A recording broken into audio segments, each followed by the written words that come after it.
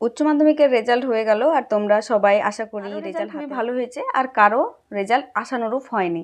যে যার মতো আশা করছিলে হয়তো সে তার মতো রেজাল্টটা পাওনি, আর সে কারণে তোমরা মন খারাপ করে হয়তো বসে আছো। তবে মন খারাপ করার কিছু নেই। যেমন অনেকেই আছে যারা 350 থেকে 400-র মধ্যে যারা পেয়েছো, তাদের মনে হচ্ছে যে আরও একটু ভালো হলে ভালো হতো হয়তো।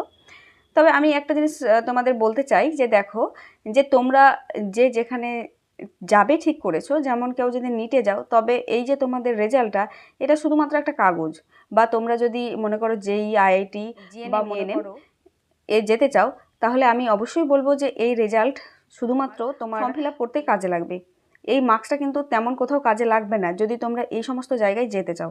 তাহলে এত মন খারাপ করে লাভ নেই। যদি কোথাও তোমাদের ত্রুটিও হয়ে থাকে মনে করো, তাহলে সেই ত্রুটিটাকে শুধরে নিয়ে করো আর নিজের লাইফে এগিয়ে যাও। মন খারাপ করে বসে থাকলে কিন্তু মন খারাপ করে বসেই থাকবে।